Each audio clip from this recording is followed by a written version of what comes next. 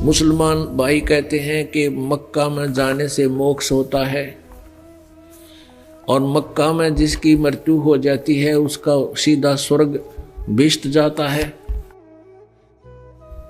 परमात्मा ने बहुत से उदाहरण दिए हुए हैं और पंडित लोग कहा करते थे, ब्राह्मण हिंदू धर्म के गुरु के जो काशी शहर में मृत्यु को प्राप्त होता है वो सीधा स्वर्ग जाता है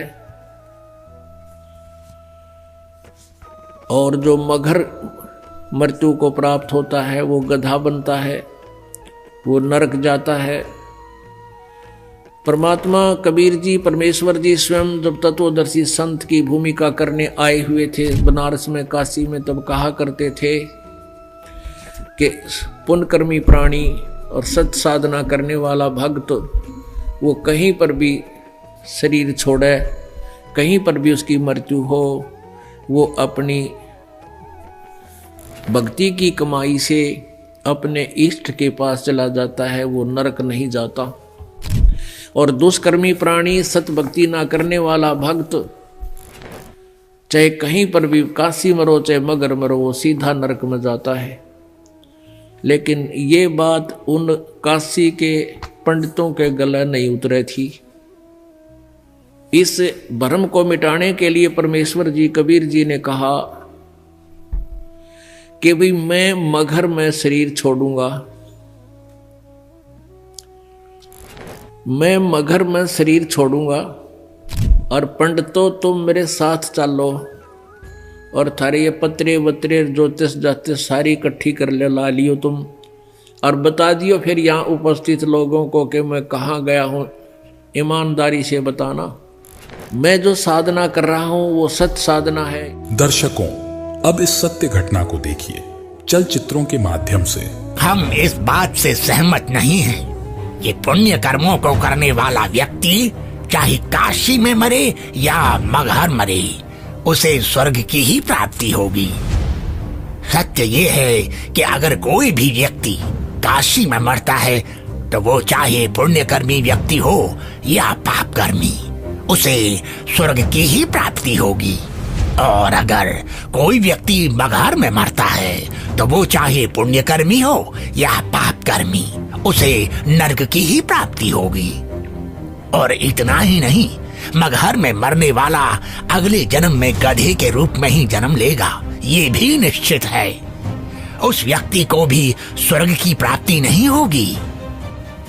ठीक है, तो मैं फिर मगहर में ही शरीर का त्याग करूंगा और स्वर्ग नहीं, स्वर्ग से भी आगे सतलोक जाऊंगा। और आप सभी पंडितों से मेरा आग्रह है कि आप सभी मेरे साथ मगहर चलें और मेरे शरीर छोड़ने के बाद अपनी ज्योतिष विद्या का प्रयोग करके ईमानदारी से सभी लोगों को ये बता देना कि मैं कहाँ गया हूँ। लोगों के बीच का ये भ्रम दूर होना चाहिए कि मोक्ष केवल काशी मथुरा में शरीर का त्याग करने से नहीं होगा, बल्कि मोक्ष केवल यथार्थ भक्ति से और मर्यादा में रहकर अपने जीवन का निर्वहन करने से होगा। परमात्मा एक लीला करने आए थे, उदाहरण देने आए थे और भ्रम मिटाने आए थे। काशी में क्या कर रखा था इन नकली गुरुओं ने, ब्राह्मणों ने, इन दुश्मनों ने हमारे साथ क्या कर रखा था? झूठ ऐसा बहका रखा था हमारे पूर्वजों को कि जो काशी में मरता है वो सीधा स्वर्ग जाता है। तो श्रद्धालु व्यक्तियों ने, जिनके पास कुछ धन अच्छा था, धनी लोगों ने, विशेषकर वैश्य कुल के लोगों ने, वाणियों ने, उन ब्राह्मणों की बात को बहुत महत्व दिया। उनके बुजुर्ग कहने लगे, बेटा हमारी मृत्यु तो होनी है, यदि हमारा काशी में कुछ दिन निवास हो जाए लास्ट में तो हमें स्वर्ग मिल जाएगा, गुरुजी बताते हैं। तो उन भक्तों ने सोचा भी माँ बाप ने सारी उम्र हमारे लिए बहुत कुछ किया है और अंत के समय में इनको काशी में कोई किराए पर मकान लेकर नौकर छोड़ जाएंगे, ये वहाँ मृत्यु को प्राप्त हो जाएंगे, गुरुजी के वचन भी सुनते रहेंगे और इनका कल्याण हो जाएगा। ऐसा करना शुरू कर दिया। फिर उन गुरुओं ने के स्कीम बनाई कि ये बहुत ज़्यादा उनके श्रद्धालु आण लागे और बाहर कमरा लेंगे, तो उनके लिए उन्होंने कहा कि तुम ऐसा करो, हमारे पास ही छोड़ दो अपने माता पिता को, जो इनका खर्चा दो हमें दे दो, हम इनकी सेवा कर दिया करेंगे, यहाँ भक्ति भी करते रहेंगे, हमने भी खर्चा अपनी रोटी बनानी है, इनको भी बना दिया करेंगे। अब लालच में हुआ आफत मोल ले ली उन पंडिता ने। अब बुढ़ा और बुढ़िया ने वहाँ छोड़ा और उनको महीने के 10-20 रुपये देने लगे। पहले 10-20 रुपये बहुत ज़्यादा होते थे, 20,000 के करीब होते थे। तो ब्राह्मणा का जीसा आ गया उन नकलियाँ के गुरुओं के, जो उनके गुरु थे। एक गुरु के पास और 20-20 बुढ़ा बुढ़िया इकट्ठी होगी, और बुढ़ा बुढ़िया तो एक कहना संगवाया जाता, तकलीफ हो जाता है। और उन हो गए 10-10, 20-20 एक के पास, गुरु जी के पास।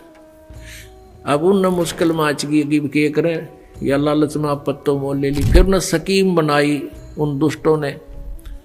क्या स्कीम बनाई कि भाई एक ऐसी अफवाह फैला दो, एक ऐसी प्रोपगंडा छोड़ दो कि भाई उन्होंने क्या स्कीम बनाई कि कह दो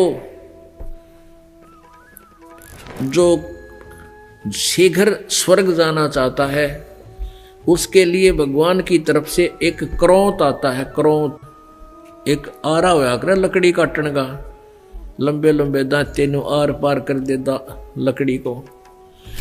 वो गंगा दरिया के किनारे एक स्ट्रक्चर सा बना के ऐसे, और उसके अंदर एक आरा ऊपर नीचे आण का एक थोड़ा सा स्थान छोड़ दिया, और उसके चलाने का हैंडल काफी दूरी पर कर दिया रस्सों से। ढीला छोड़े तो वो नीचे आ जा, ऊपर खींचे तो ऊपर चला जा। और ये प्रोपगंडा फैला दिया, भाई जिसने जल्दी स्वर्ग जाना हो भगवान की तरफ से एक करौंत आता है, और वो करौंत जिसने काट देता है उसका सीधा स्वर्ग चला जाता है। अब परमात्मा पाने के लिए उन बूढ़ा बुढ़िया ने सोची हमने मृत्यु तो होनी है और बुढ़ापे में दुखी हो रहे हैं, और क्यों ना करौंत ले ले। उसकी एक्स्ट्रा फीस रख दी, एक्स्ट्रा चार्ज कर दिया 100 रुपये 50 रुपये।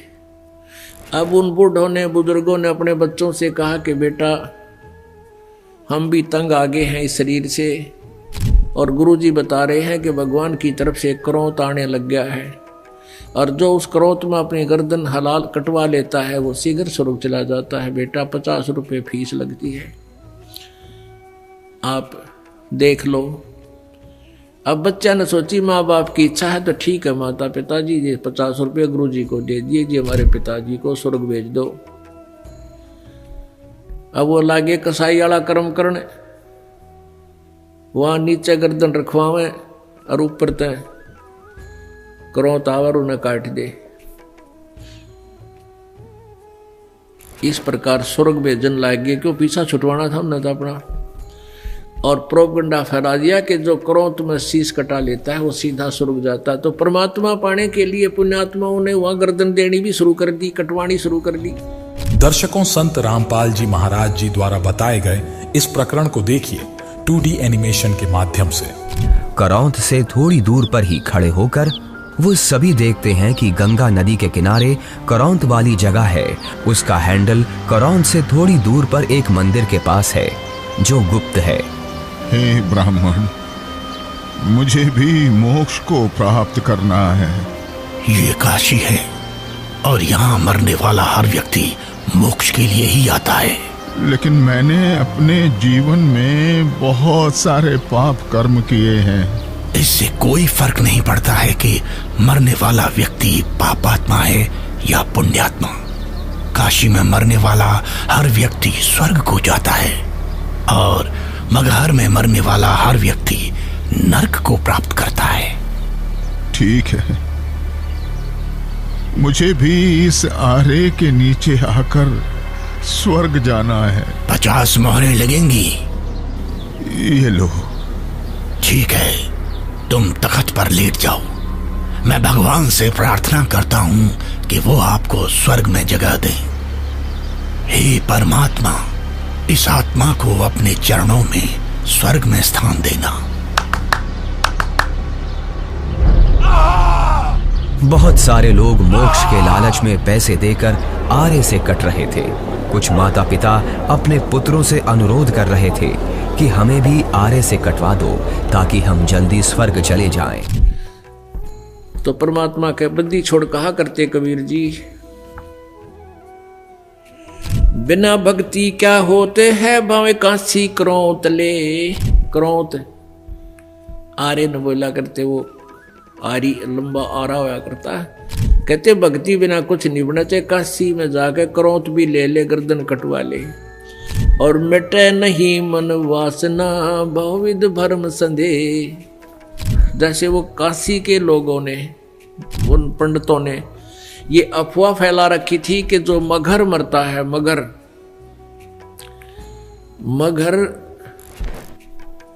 गोरखपुर से 25 किलोमीटर की दूरी पर एक कस्बा है, और उस कस्बे का उस समय एक बिजली खान नाम का पठान नवाब था। वो भी कबीर परमेश्वर जी का शिष्य हो गया था। एक बार वहां अकाल गिर गया था मगर स्टेट में, मगर रियासत में, और सभी जंतर मंतर कर लिए थे।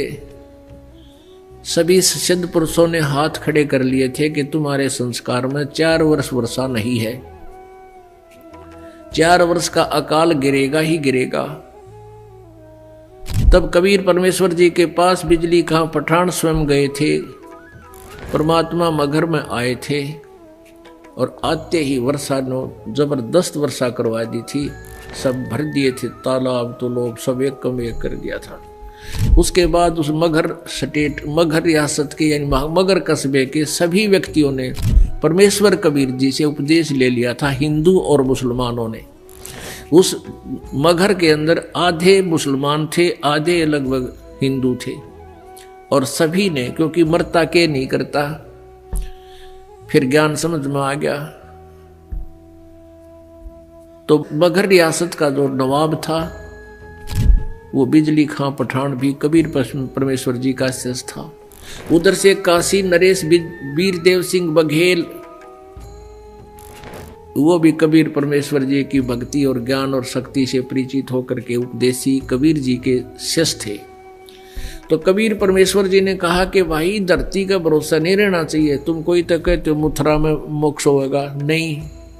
परमात्मा कहते हैं मुक्ति खेत मथुरा परी, और किन्या कृष्ण कलोल, और कंस के सी चाणोर से वहां फिरते डामाडोल। तुम्हारी बात बड़ी कर दें, तुम मथुरा को एक मुक्ति क्षेत्र मानते हो, मोक्ष क्षेत्र। अरे उसमें कृष्ण जी ने तो वहां नरी मौज मचाई, जैसे मठ गोपियों के साथ बकवाद करी। और उस मोक्ष तुम मानते हो मोक्ष स्थान ही है वो, तो उस मोक्ष स्थान पर कंस केसी और चाणूर जैसे का बक्कल उतरा, उन बकवाद प्राप्त हुई, उनका मोक्ष ना होया। तो कहने का भाव ये था कि भक्ति जो यथार्थ भक्ति है, उस भक्ति के करने से मोक्ष होगा, और मर्यादा में रहते हैं। तो कबीर परमेश्वर ने उन ब्राह्मणों से कहा कि तुम मूर्ख बना रहे हो भोली जनता को, मैं मगर में शरीर छोड़ूंगा और मैं स्वर्ग से भी आगे सतलोक में जाऊंगा। अब इस बात ने ब्राह्मण मानने क्यों कर, क्योंकि सारी जनता में ढंडोरा पीट रखा, मरनिया तो गधा बनेगा, नरक जाएगा। अब पहले आपको एक अमृतवाणी सुनाती हैं परमात्मा की। मगर जाने की।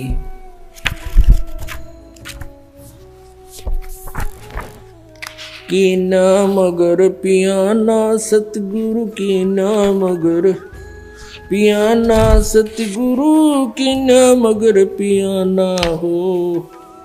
दोनों दिन चले संग जाके हिंदू मुसलमाना हो। दोनों दिन चले संग जाके हिंदू मुसलमाना हो। की ना मगर पियाना सतगुरु, की ना मगर पियाना सतगुरु, की ना मगन पियाना हो। दोनों दिन चले संग जाके हिंदू मुसलमाना हो। दोनों दिन चले संग जाके हिंदू मुसलमान हो। मुक्ति खेत को छोड़ चले हैं। जिस काशी को नौका करते ना, या मुक्त होता इस क्षेत्र में, परमात्मा कहे तुम्हारी मुक्ति वाले क्षेत्र में तुम ही रखो, हम तो वहां से मोक्ष प्राप्त करके दिखाएंगे जहां तुम कहते हो गधा बनता है। भाई मुक्ति खेत को छाड़ चले हैं, वो तज काशी अस्थाना हो। मुक्ति खेत को छाड़ चले हैं, तज काशी अस्थाना हो।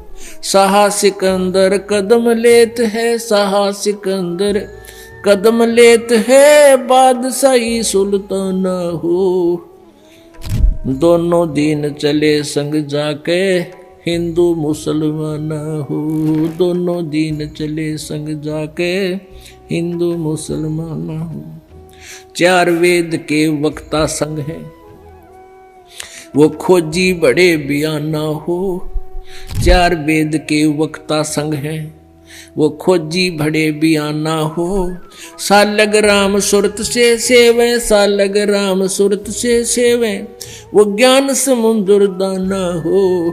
दोनों दिन चले संग जाके, हिंदू मुसलमान हो। दोनों दिन चले संग जाके, हिंदू मुसलमान हो। सठ दर्शन जाके संग चाले, सठ दर्शन जाके संग चाले, वह गावत बाणी नाना हो। अपना अपना इष्ट संभाले, अपना अपना इष्ट बनावे, वो बच्चे पोथी पाना हो। दोनों दिन चले संग जाके, हिंदू मुसलमान हो। भाई चादर फूल बिछाए सतगुरु, देखे सकल जिहाना हो। चादर फूल बिछाए सतगुरु, वो देखे सकल जिहाना हो। चार दाग से रहत जुलाहा, चार दाग से रहित जुलाहा, वो अवगत अलख अमाना हो। दोनों दिन चले संग जाके, हिंदू मुसलमान हो। दोनों दिन चले संग जाके, हिंदू मुसलमान हो। वीर सिंह बघेला करे बिनती, वीर सिंह बघेला करे बिनती, वो बिजली खान पठाना हो। वीर सिंह बघेला करे बिनती, वो बिजली खान पठाना हो। दो चादर बख्शीश करी है, दो चादर बख्शीश करी है, दिन यो परवाना हो। दोनों दिन चले संग जाके, हिंदू मुसलमान हो। दोनों दिन चले संग जाके, हिंदू मुसलमान हो। शब्द स्वरूप साहेब सरबंगी, शब्द शब्द समाना हो। दास गरीब कबीर अर्श में, दास गरीब कबीर अर्श में, वो फर्क ध्वज निशाना हो। दोनों दिन चले संग जाके, हिंदू मुसलमान हो। किन्ना मगर पियाना सतगुरु, किन्ना मगर पियाना हो। दोनों दिन चले संग जाके, हिंदू मुसलमान हो। दोनों दिन चले संग जाके, हिंदू मुसलमान हो। तो परमात्मा वहां से चल पड़े। 120 वर्ष की उम्र का शरीर था। कबीर परमेश्वर जी दिखा रहे थे अपना। वैसे उनका शरीर की कोई आयु नहीं है, परमात्मा की कोई आयु नहीं होती। उन्होंने एक लीला में शरीर दिखाया था, एक जनसाधारण की तरह एक जीवन जीकर अपने हाथों से कर्म करके अपना निर्वाह करके दिखाते हैं, एक लीला करते हैं। वो प्रत्येक युग में आते हैं। 120 वर्ष की आयु शरीर की दिखा रहे, ऐसे महसूस हो रही थी। और काशी से पैदल चल पड़े। उनके साथ वीर देव सिंह बघेल काशी नरेश भी अपनी सेना लेकर चल पड़ा। और काशी के बहुत से व्यक्ति दर्शनार्थ चल पड़े। और काशी के वो विद्वान पंडित मंडलेश्वर भी अपने पोथी बही लेकर के चल पड़े। पत्रे वत्रे और ज्योतिष जातिष सारी शोधन खातर वो भी चल पड़े। वीर देव सिंह बघेल सेना इसलिए लेकर चला था कि मैं गुरुदेव जी के शरीर को यहाँ लाऊंगा जब ये शरीर छोड़ देंगे, और हिंदू रीति से इनका अंतिम संस्कार करेंगे। हम मुसलमानों के हाथ अपने गुरु जी के शव को नहीं जाने देंगे। अब बिजली खां पठान मुसलमान को जब ये पता चला कि गुरुदेव यहां आ रहे हैं और काफी व्यक्ति भी दर्शनार आ रहे हैं और गुरुजी यहां पर अपना जीवन लीला अंत करेंगे, और वीरदेव सिंह काशी नरेश हिंदू के इरादे से भी परिचित हुए कि वो शरीर को लेकर जाएंगे, तो बिजली खां पठान ने भी अपने मुसलमानों से सलाह की। तो मुसलमानों ने कहा कि हम अपने गुरुदेव के, अपने पीर के शरीर को हिंदुओं को नहीं देंगे, हम मुसलमान रीति से अंतिम संस्कार करेंगे, और यदि ये नहीं मानेंगे तो आपस में युद्ध भी करके प्राप्त करेंगे। जब परमेश्वर कबीर जी वहां पहुंचे तीसरे दिन पैदल चल के, क्योंकि बनारस से काशी से मगहर लगभग 200 किलोमीटर के आसपास है, तो बिजली खां पठान से ने प्रणाम किया, कहो गुरुदेव। परमात्मा ने अपना कारण बताया वहां पहुंचने का और कहा कि बिजली खां मैं स्नान करूंगा, पानी की व्यवस्था, जल की व्यवस्था करो। बिजली खां पठान ने कहा गुरुदेव जल ला रखा आपके लिए, शुद्ध जल स्नान के लिए। परमेश्वर ने कहा कि कबीर जी ने कहा कि मैं बहते पानी में दरिया में स्नान करूंगा। अब बिजली खां पठान ने कहा कि यहां एक दरिया बहती थी, आमी नदी, लेकिन वो भगवान शंकर ने श्राप दे रखा है, उसका पानी खत्म हो गया, वह सूखी पड़ी है। परमेश्वर जी ने कहा कि चलो दिखाओ मुझे कहाँ है वो आमी नदी। जहाँ परमेश्वर खड़े थे वहाँ थोड़ी सी दूरी पर, 2-3 एकड़ की दूरी पर, 600 फुट की दूरी पर वो दरिया सूखी पड़ी थी। परमात्मा ने वहाँ खड़ा होकर साथ में हजारों की संख्या में दर्शक, और परमेश्वर ने ऐसे किया था हाथ से संकेत, जैसे ये ट्रैफिक का सिपाही करा करे, ऐसे कर दिया। क्या देखते हैं कि थोड़ी सी दूरी पर एक बहुत बड़ा धमाका हुआ और एकदम पानी से भरकर नीचे से पानी इतना जोर से निकला और पूरी दरिया भरकर चल पड़ी। बोलो सतगुरुदेव।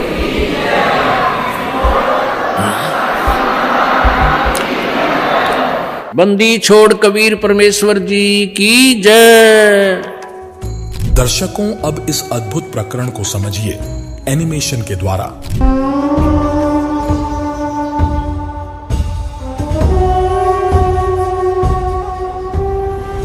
लगता है कबीर जी के जिस्म को पाने के लिए काशी नरेश वीर देव सिंह भी अपनी सेना लेकर आया है, लेकिन हमें किसी भी हालत में इन हिंदू काफिरों को कबीर जी के जिस्म को पाने नहीं देना है। आपके आने का मकसद हमें पता चल गया।